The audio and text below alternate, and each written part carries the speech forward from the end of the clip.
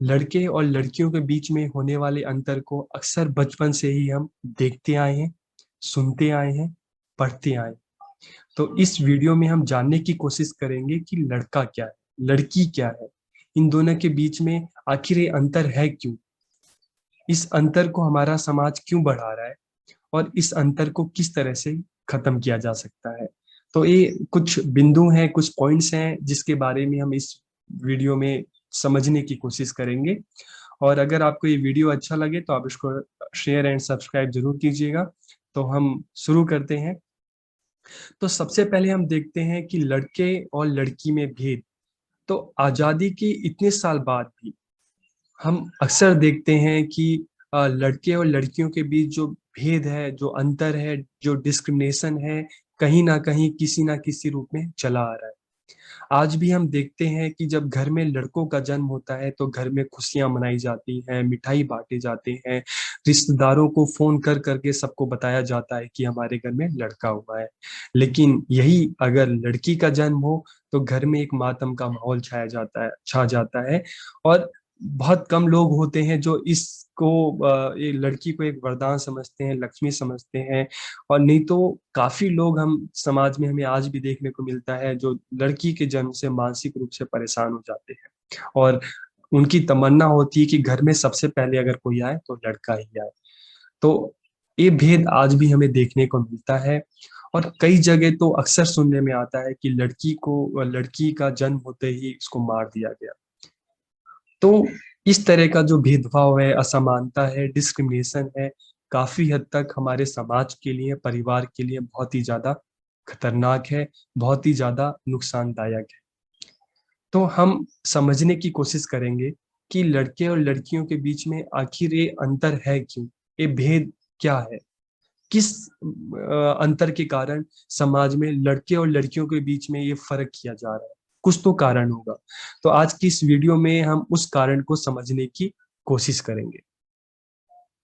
तो सबसे पहले हम जानते हैं लड़का क्या है, लड़की क्या है। हम एक एक पॉइंट को समझने की कोशिश करते हैं। सबसे पहले हम समझते हैं लड़की क्या है।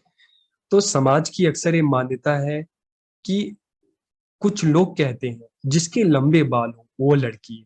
लोग ऐसा कहते हैं कि लोगों की ये मान्यता चली आ रही है कि जिसके लंबे बाल हो वही लड़की है। ठीक है। लेकिन आजकल तो लड़कों के भी लंबे बाल होते हैं।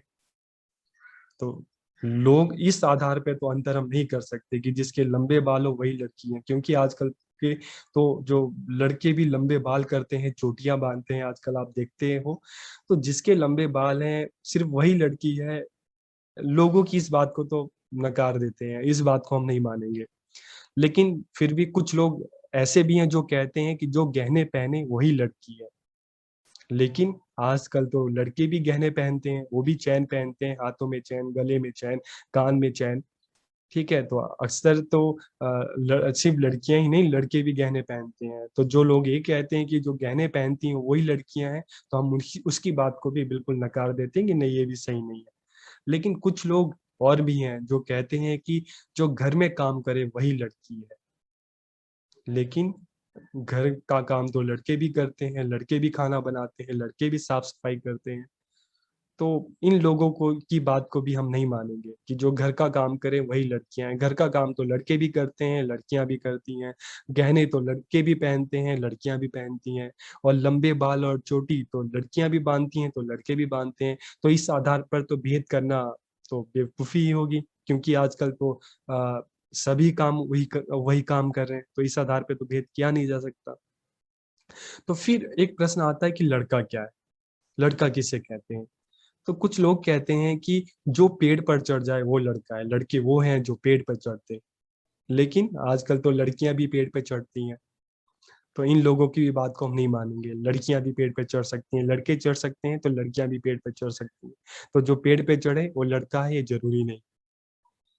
तो कुछ लोग ये भी कहते हैं कि जो ताकतवर हो और भारी बोझ उठाए वही लड़का है, जैसे इस फोटो में देख रहे हो। लेकिन हमारी गांव की औरतों को देखो, राजस्थान में देखोगे तो सर पे 10-10 मटके उठा के चल देती हैं। और अक्सर हम देखते हैं पहाड़ी इलाकों में, मैदानी इलाकों में लड़कियां, औरतें भी बहुत ज्यादा बोझ उठाती हैं। तो जो भारी बोझ उठाए और जो ताकतवर हो सिर्फ वही लड़का है, ये बात भी गलत है। भारी बोझ तो औरतें भी उठाती हैं और वो भी ताकत में कोई कम नहीं है। आज अगर हम देखें तो मीराबाई चानू ने आपने देखा होगा ओलंपिक में उन्होंने मेडल जीत लिया। तो जो भारी बोझ उठाए वो लड़का है, ये भी बात सही नहीं है। तो कुछ लोग कहते हैं जो खेतों में काम करे वो लड़का है। लेकिन देखो लड़कियां भी खेतों में बहुत काम करती हैं। आजकल तो देखो तो लड़के शहर की तरफ चले जाते हैं और घर का खेत का सारा काम जो है वो लड़कियां करती हैं। तो ये बात भी हम इसको भी नहीं मानेंगे कि जो खेत का काम करे वो लड़का है। खेत का काम तो लड़कियां भी करती हैं। तो अक्सर हम लोगों की इन बातों को नकार देते हैं कि जो कहते हैं कि लड़कियां सिर्फ घर का काम करती हैं। घर का काम तो दोनों करते हैं। लड़कियां लड़के पेड़ पे चढ़ते हैं तो पेड़ पे तो लड़कियां भी चढ़ती हैं। घर का और बाहर का काम तो हर कोई करता है। तो इस आधार पे जो भेद किया जाता है, इस भेद को हम नहीं मानेंगे कि लड़के का ये काम है, लड़कियों का वो काम है। काम तो दोनों ही करते हैं। तो फिर लड़के और लड़की में फर्क क्या है? कुछ तो अंतर है, तो उसको भी हम जानते हैं। तो शारीरिक अंतर के अलावा लड़के लड़की में कोई अंतर नहीं है। तो लड़के और लड़कियों में जो अंतर है केवल शारीरिक अंतर है, शारीरिक बनावट का अंतर है। और वो भी कौन सा अंतर है? यौनिक और प्रजनन अंगों के अलावा सब अंग एक से हैं। अगर हम लड़के और लड़की के शरीर की बात करें, बॉडी की बात करें, तो सिर्फ जो यौनिक और जो प्रजनन अंग है उसके अलावा बाकी हाथ पैर आंख सब कुछ तो एक ही जैसा है। बस प्रजनन अंग अलग है। शारीरिक भेद के अलावा लड़के और लड़की में जो भेद किए जाते हैं वो सामाजिक भेद हैं, प्राकृतिक नहीं। प्रकृति ने तो हमें बिल्कुल जो भी अंतर दिया है वो शारीरिक आधार पर दिया है। और वो भी क्यों दिया है? क्योंकि ये हमारे संसार की उत्पत्ति के लिए जरूरी है। और ये अंतर सिर्फ मनुष्य में नहीं है, जानवरों में भी है। जितने भी जीव जंतु हैं सभी में पाए जाते हैं। तो ये तो प्रकृति की हमारे संसार की उत्पत्ति का आधार है। तो जो भी अंतर है लड़के और लड़कियों के बीच वो प्राकृतिक है, सामाजिक नहीं है। और उसके अलावा जो भी अंतर किया जा रहा है वो सारे के सारे अंतर हम उसको क्या कहेंगे? वो सारे के सारे अंतर है सामाजिक है, समाज में लोगों द्वारा अपनी सुविधा के लिए बनाया गया है। तो समाज की परिभाषाओं की वजह से ही हमारे समाज जो है इन लोगों की परिभाषाओं की वजह से ही लड़के और लड़कियों के बीच में ये भेद बढ़ते चले गए। मानो दोनों की दुनिया ही अलग हो। लड़कों को अलग तरीके से अलग तरीके से बड़ा किया जाता है, लड़कियों को अलग तरीके से बड़ा किया जाता है। लड़कों के दिमाग में अलग कही जाती है कि तुम्हारा काम बाहर का है, लड़कियों के दिमाग में अलग बात कही जाती है। तो समाज में हम देखते हैं समाज की परिभाषाओं की वजह से ही लड़के और लड़कियों के बीच में जो भेद है ये बढ़ता चला गया। मानो दोनों की दुनिया ही अलग हो। एक की दुनिया घर तक सिमट के रह गई है, दूसरे की दुनिया घर के बाहर। ये सामाजिक भेद ही लड़के और लड़की के बीच गैर बराबरी पैदा करते।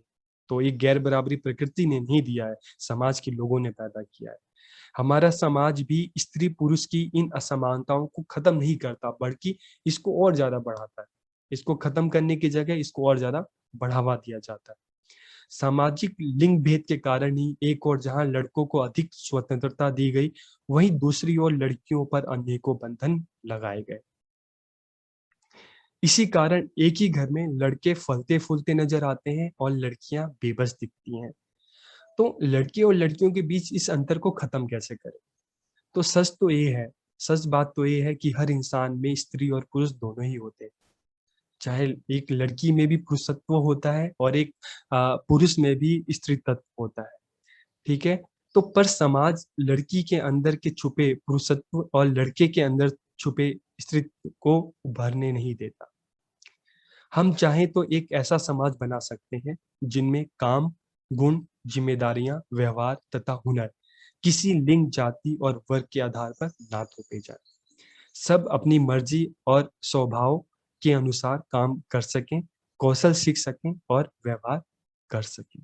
तो इस तरह का हम समाज बनाएं जहां पर जो भी अंतर प्रकृति ने जो अंतर दिया है बस वही अंतर हो। समाज में लोगों के द्वारा कोई इस तरह का अंतर ना हो। चाहे स्त्री हो चाहे पुरुष हो, सब अपनी मर्जी से काम कर सकें। उन पर किसी तरह का कोई दबाव ना डाला जाए। एक पुरुष के अंदर का जो स्त्रीत्व है और एक जो स्त्री के अंदर का जो पुरुषत्व है उसको उभरने दिया जाए, ना कि उसको खत्म किया जाए। तो आपको ये वीडियो कैसा लगा? अच्छा लगा तो इसको आप लाइक, सब्सक्राइब और शेयर जरूर कीजिएगा और कमेंट देकर अपनी राय जरूर बताइएगा। आप सबका बहुत बहुत धन्यवाद।